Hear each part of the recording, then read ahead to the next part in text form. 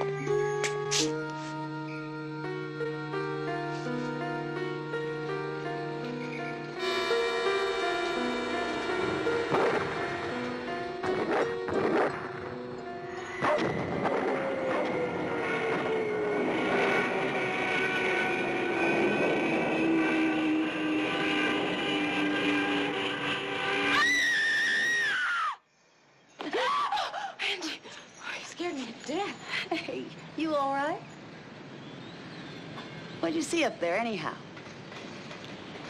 I thought I heard something. Angie, was that you in the alley? No. I walked this morning. You okay now? Sure. And shake a leg. We'll be late.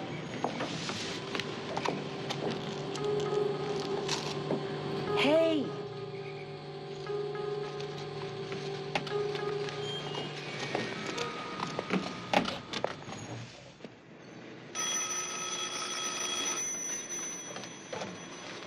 Barker, Mox, and Hirschfield, good morning.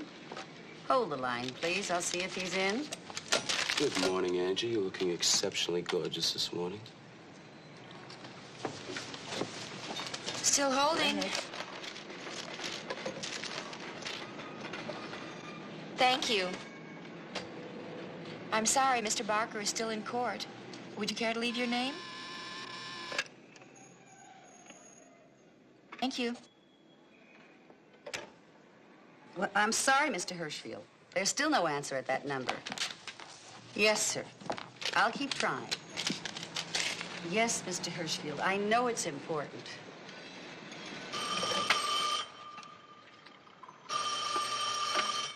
I'll get it.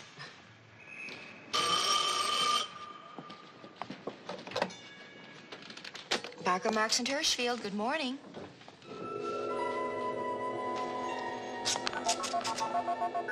I'm sorry, I can't hear you.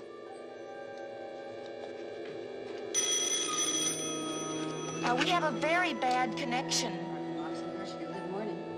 If you would hang up and dial again. Yes, I'll take the message. Thank you.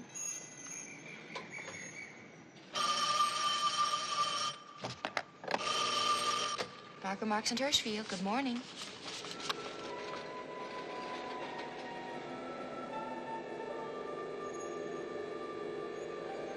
Hello? Hello? I'm sorry, I can't hear you. No, I'm sorry, he's not in here. Yes. Hello? I'll give him a message.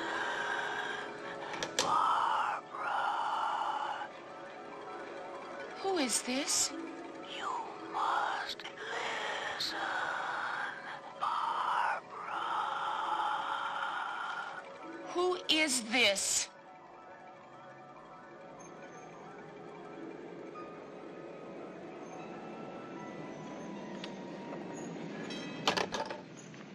What's wrong? I don't know what's wrong with me today. I'm hearing planes that aren't there, and I'm getting these weird phone calls. Weird dirty or weird weird? Someone's calling my name. It's probably one of those jokers in the mailroom. I hadn't thought of that. Suppose we play a little joke of our own. Switch desks. Thanks, Angie. My pleasure. I'll give that freak an earful.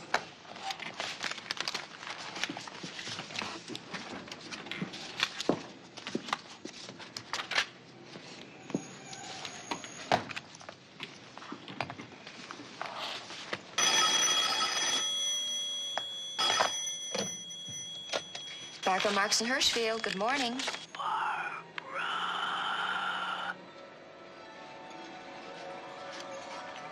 Who is this? Barbara. Love. I love you. I love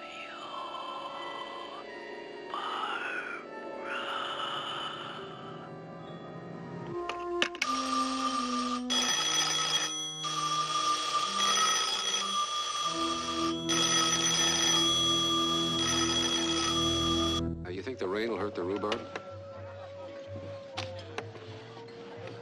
There's this terrific squirrel migration in Arkansas. I was measured for my shroud today. You're measured for your what? My shroud. No, I was in my office in the middle of closing a deal when two of the guys came in and started measuring me. For your shroud. My shroud. I don't get it. Well, I mean, they said it wasn't a bachelor party they were giving me. It was a wake. I mean, you know, the man who marries has died to the good life. Tell me they were wrong. Suppose they're right. Hey, it was just a corny joke. And a little morbid, too, now that I think about it. Barbara, it's all right, you know, What is? to talk about him, think about him. It isn't that. You mean when I started talking about my bachelor party, you didn't think about Mike talking about his? Michael never had a bachelor party. There wasn't time for one. You know, I married him very soon after we met. Yeah. And when they shipped him out, we were just beginning to really know each other. All right, but it happened. And you loved him. All right, I accept that. I'm not in competition with your memories or with Michael.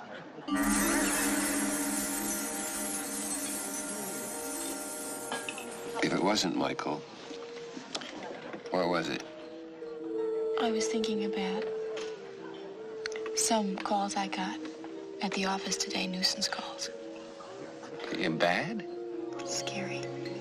Very scary. Look, why don't you quit that job right now? You were going to leave it next week anyway. I'd rather stick it out. Maybe it's nothing. I feel all right now. Well, if it happens again, I want you to know that I would be very happy to take you away from all that right now and start keeping you. In the style to which I'd like to become accustomed. Exactly the style I had in mind.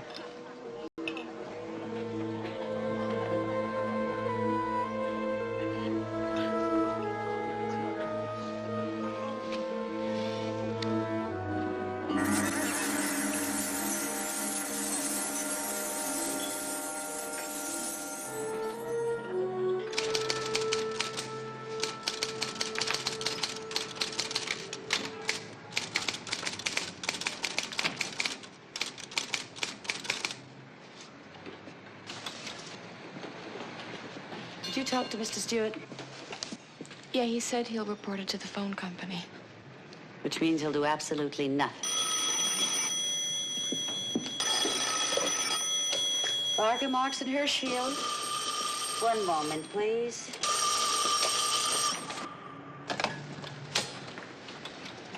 Barker, Marks, and Hirschfield. Barbara, remember the promise. The promise. You're going to die. You're going to die.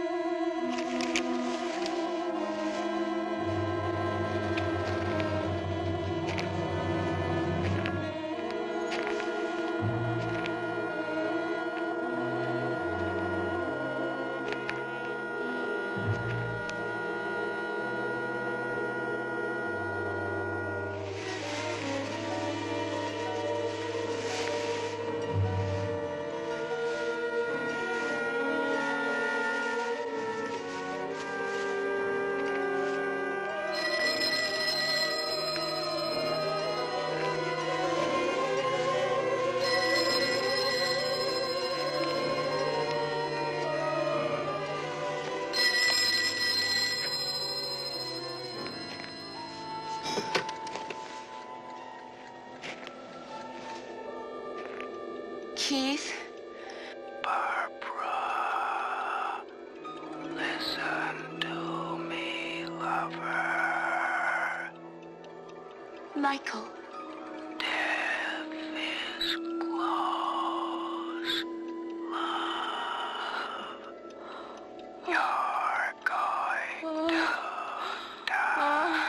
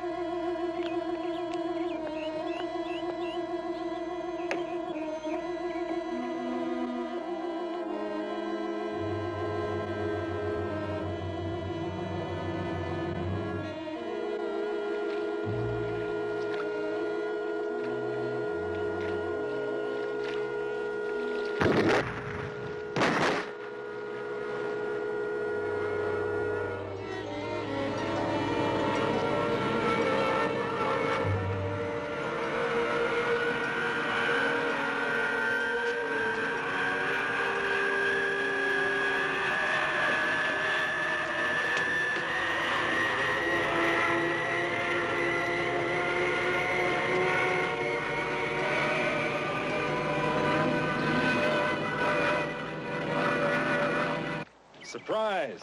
And a nice one. Hello, Ed. I was beginning to think we were never going to see you down here again. It has been a while. Your neighbors miss you. And so does your little boat. She needs care and attention, you know.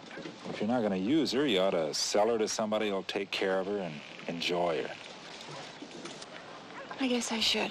Of course, nobody will ever get more pleasure out of her than Mike did. Oh, I'm sorry. It's okay, Ed.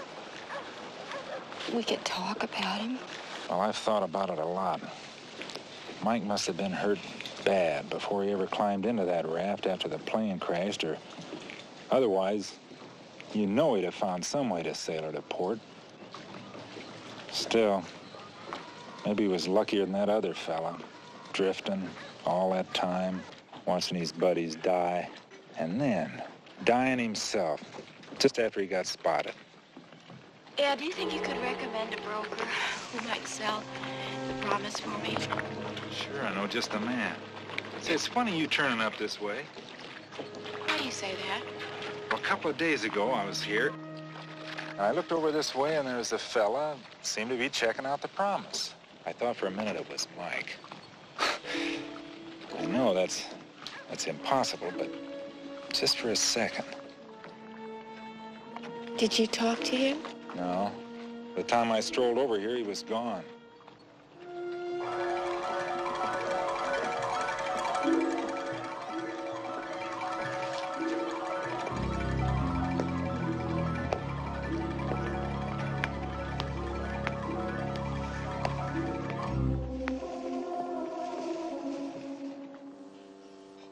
Anyway, the cabin sounds great. 180-degree view, huge fireplace, nearest neighbor a quarter of a mile away.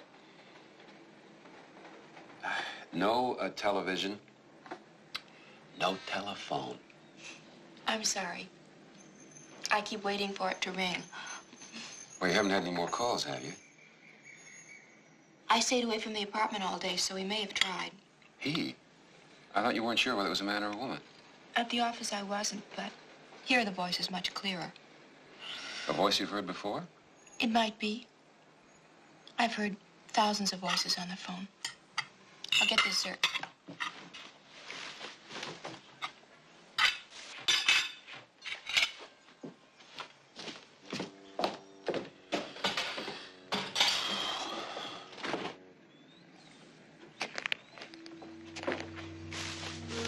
Would you like some more coffee? Just serve the dessert and sit down. What is it? I think there's someone on the roof. On the roof? Yeah, don't look up. Look, you just, start eating the dessert. And don't watch me.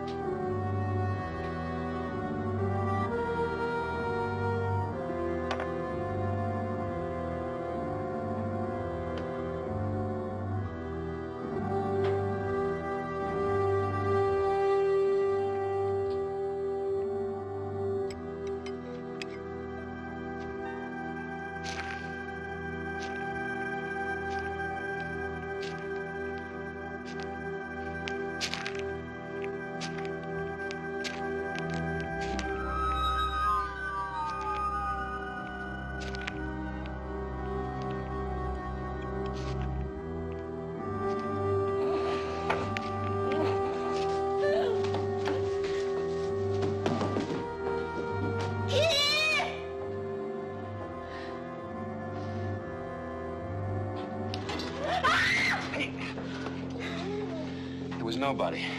He could have jumped to another roof. Hey, you're trembling.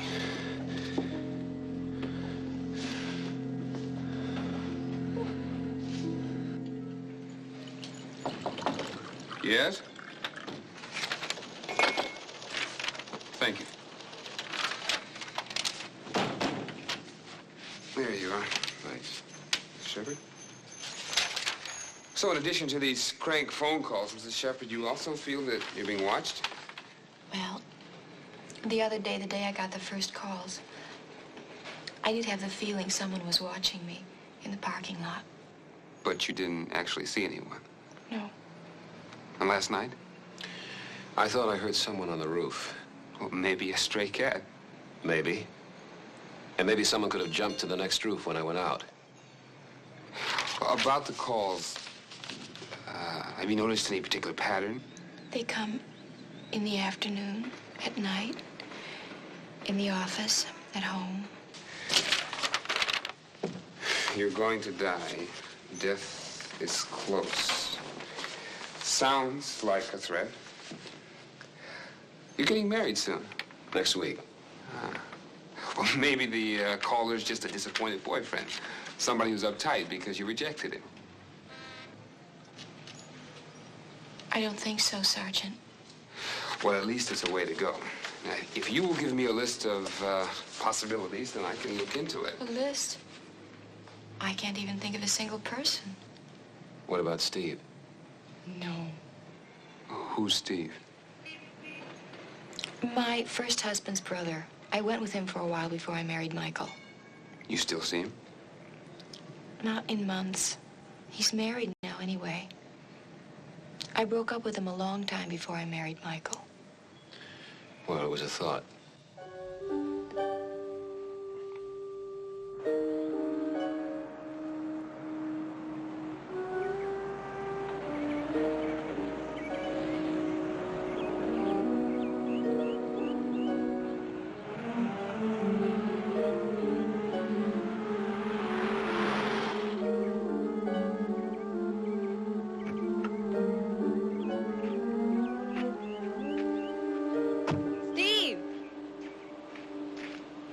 Hey, Barb.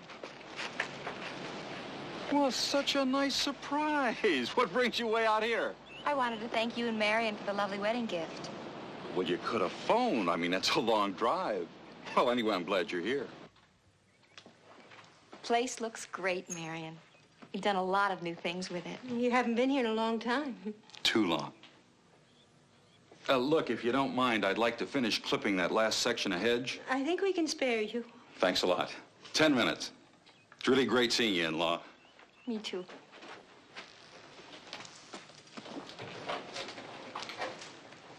Marriage certainly agrees with Steve. Well, didn't you think it would? Well, he did work pretty hard at being the carefree bachelor. I guess he was just waiting for the right girl. I like to think so. Oh, I'd forgotten this. Captain Bligh and the Mutineers. That was the day Steve asked me to marry him. Inspired by the good example Michael and I set. Barbara, why did you come to see us? We haven't been very close, not for a long time. Maybe not ever. I'm getting phone calls. What? These strange phone calls. Like what? Threatening, frightening.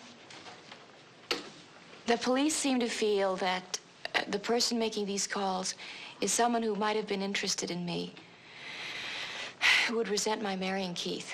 Someone like Steve? I don't really think that. But you're here. Look, Barbara, I know my husband. Whatever he felt for you once, he was very happy for you when he heard you were going to marry again. We both were. I believe you. Don't be angry with me, please. I'm sorry. Marion, you know, if that wasn't Steve's voice... You couldn't recognize the voice? At first, I wasn't sure, but now... Well, maybe it's all my imagination. Kind of a guilt reaction. What are you talking about?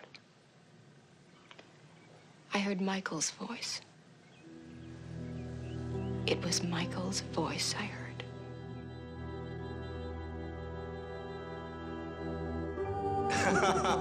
All right, come on, say it. Say it, lover. Come on. I'll always love you. Promise me. I promise I'll always love you. And I promise I'll never let you love anyone else.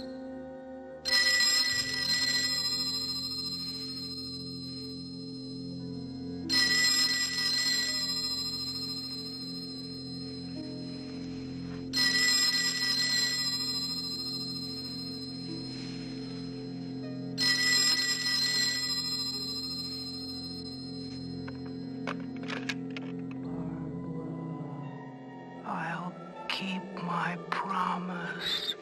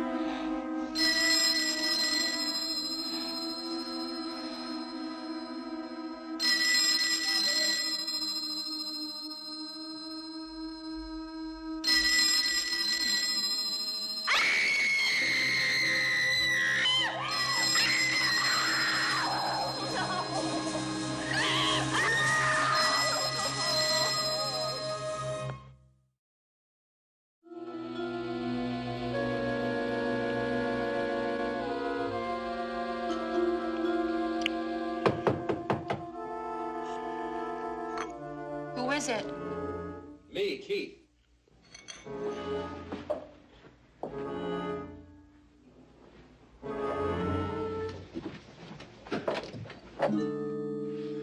Barbara. I've been worried. I've been calling. Your phone is out. What happened?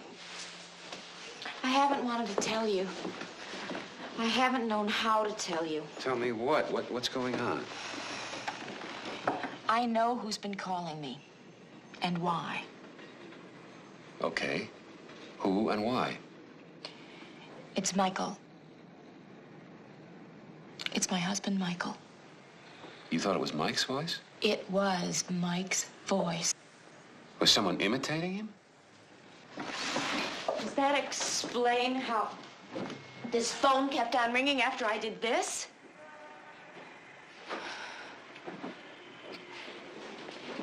Yes, Keith, it kept on ringing. You think I imagined it all, don't you? I'm not looking for explanations to satisfy me. I want to help you. You've been under a strain, maybe more than you've admitted. There's a doctor I know. A psychiatrist. Yes. Keith, you know me, don't you? You really think I need a doctor? He's a young guy, very bright, if you just want to talk to somebody. Maybe, I don't know. I'd like to work it out for myself. How? What are you going to do? I'll need some time. Keith, I'd like to postpone the wedding. Why? I don't know if Michael wants me to marry. Barbara.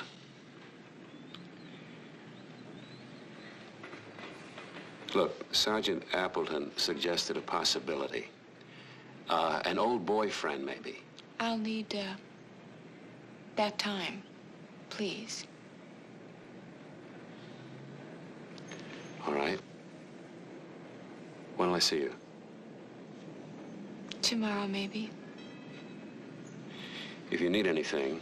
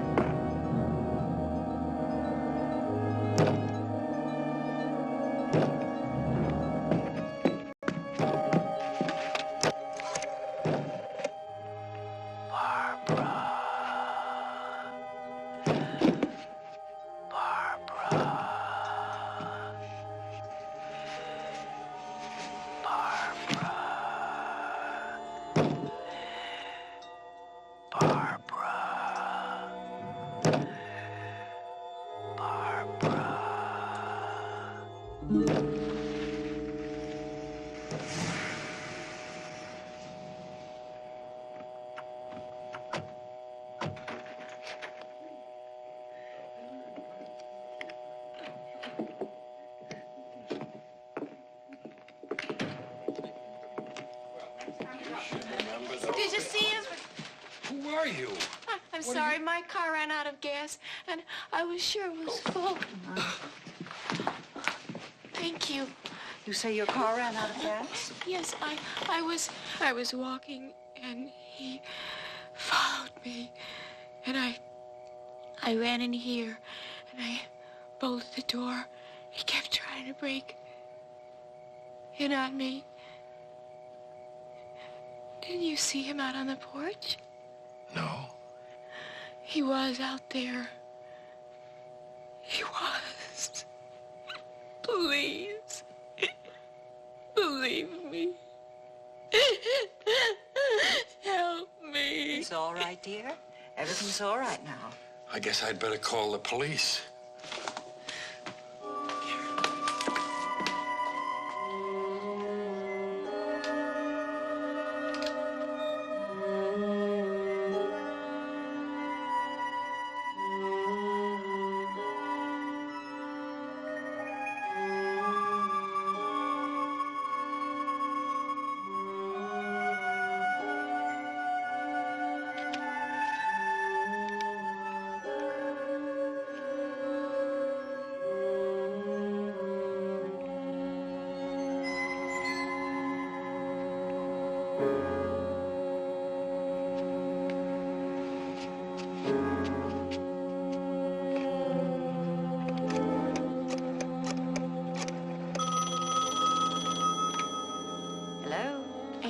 Barbara. Hi. I was going to call you, but I didn't want to make it too early. How you doing? Fine. Are you free for lunch? I can get free. If tomorrow's better for you. No, this other's just a coffee clutch here in the building. Let me check and I'll call you right back, okay? Okay.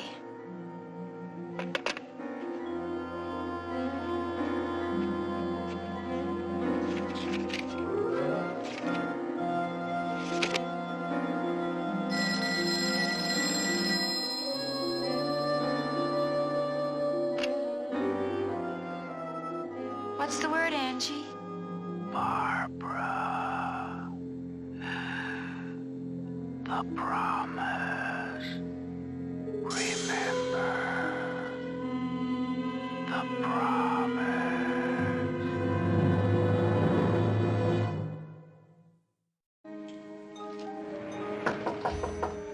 Come in. Hello, Mr. Norton. My office said you called, Sergeant. Wanted to see me. What can I do for you? Have a chair. That's quite an experience Mrs. Shepard had yesterday. Yes. You must be very concerned. Of course I am. Is she under a doctor's care? Not that I know of. You think her problem could be emotional? Why do you ask? Well, would you like a cup of coffee? No, thank you. Do you mind if I have a cup? No, of course not. Well, I talked to her brother-in-law. Didn't get anywhere. Seems to be no one else. Could it be emotional? I guess it's possible. Imagination plus guilt reactions. It isn't unusual when a widow's about to remarry. But the other night, I was the one who heard someone on the roof. You thought you did? Yes. You saw Mrs. Shepard yesterday? Yes, on my way to the office. How did she seem? All right. You worked all day? Yeah. You were out of your office most of the afternoon, weren't you? I went to see a prospective client. The client's name? He wasn't at home when I got there. You're not suggesting that I followed Barbara or something? Routine, Mr. Norton. Is it? What earthly reason would I have to try to frighten her like that? How did you meet the lady? At my office. She's a client, then? She came in after her husband died. And entrusted her inheritance to you? Inheritance? Well, you think I'm after her money? Sergeant, her inheritance was her husband's GI insurance, a few $1,000s. That's all? That's all. She wanted somebody to invest it for her. Can you seriously consider that as a motive? Especially since we're going to be married? Okay, I was reaching, I admit. But we seem to have ruled out the brother-in-law. And she insists that there are no other relationships. So where does that leave us?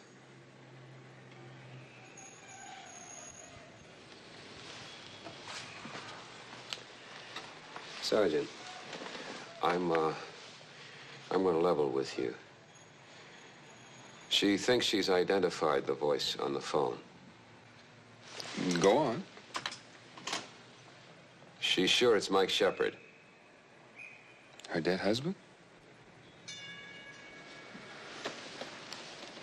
Mr. Norton,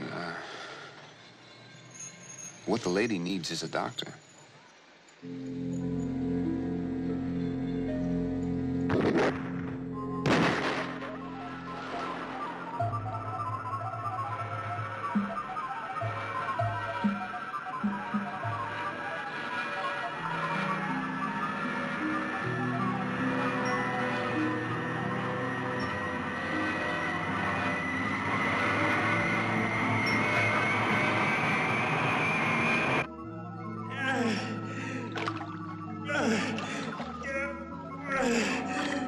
Hang on.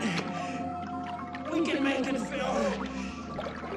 And when we get back, my wife, Barbara, you gotta meet her. The world's finest first mate.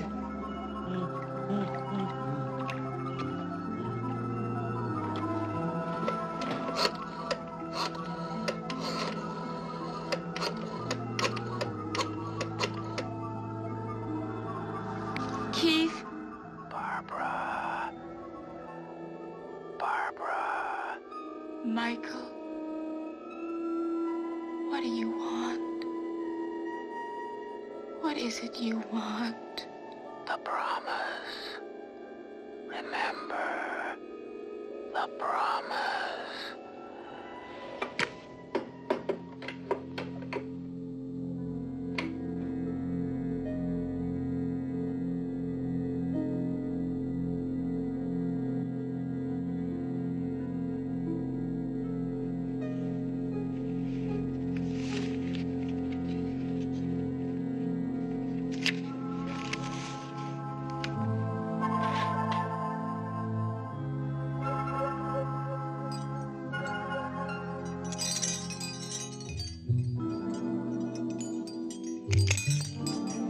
Dear Keith,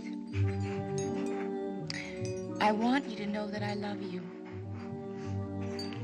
I'm very frightened, but I'm very aware. Somewhere, somehow, a part of Michael is reaching out for me. I don't know what will happen, but thank you for loving me, Barbara.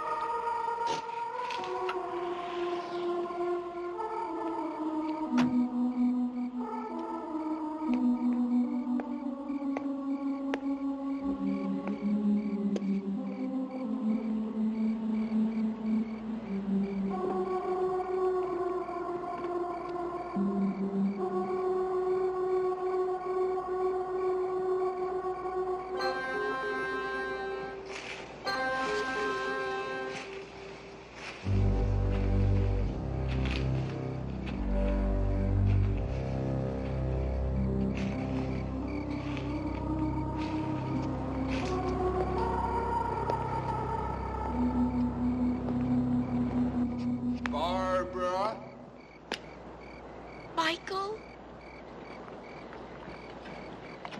The world's finest first mate. Take the skipper's word. Why did you change your hair? You promised you never would? Changes. Too many changes.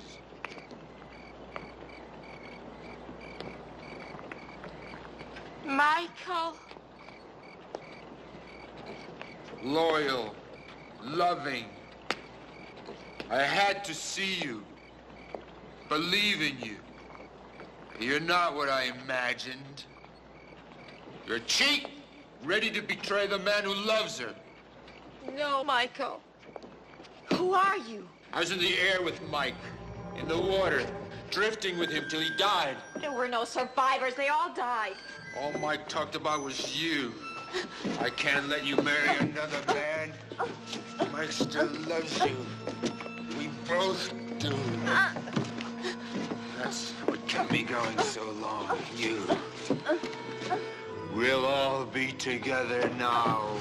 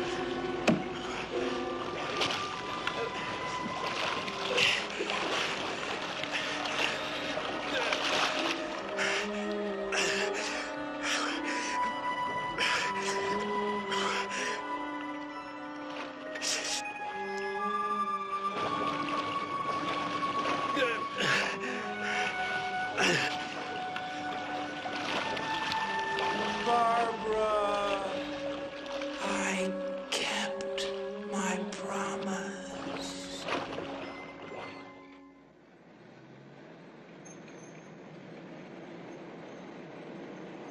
It was him. You don't believe me, do you? He's been dead for over a year. So he couldn't have followed me. And he couldn't have tried to kill me last night. They dragged the whole lake. And found nothing. And the phone calls, you think he made those too? No, they were from Michael. But I was wrong. They weren't threats. They were warnings. Warnings? He was telling me I was in danger. And when he talked about his promise, he meant his promise to look after me, to protect me no matter what. It was Michael who saved me last night. I don't have to prove it. I know it. He saved me, and then he released me. If you still want me. I don't understand it. I'm not sure I'll ever believe it. I'm just glad you're safe here and with me.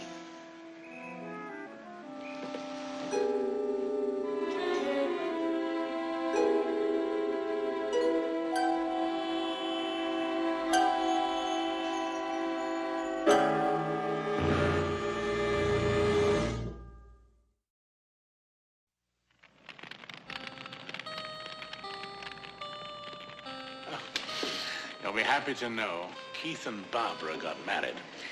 As a matter of fact, they're honeymooning here right now. A message for them. I'd call, but for some reason they've asked to have the phone removed from their room. Oh, well, people in love are entitled to their little idiosyncrasies.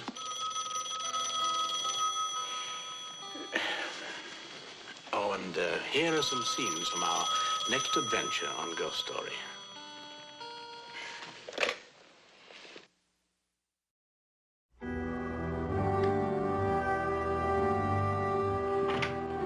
Charlie! Clinging like a leech! I fantasized, Andrew, about killing you. I even worked out the way I was going to do it. Did the plumber show up? Mm-hmm. He's a pretty careless fellow. He left the cover off the well. Andy, you can't leave me here in this house alone tonight. I have terrible nightmares. It's in the cellar.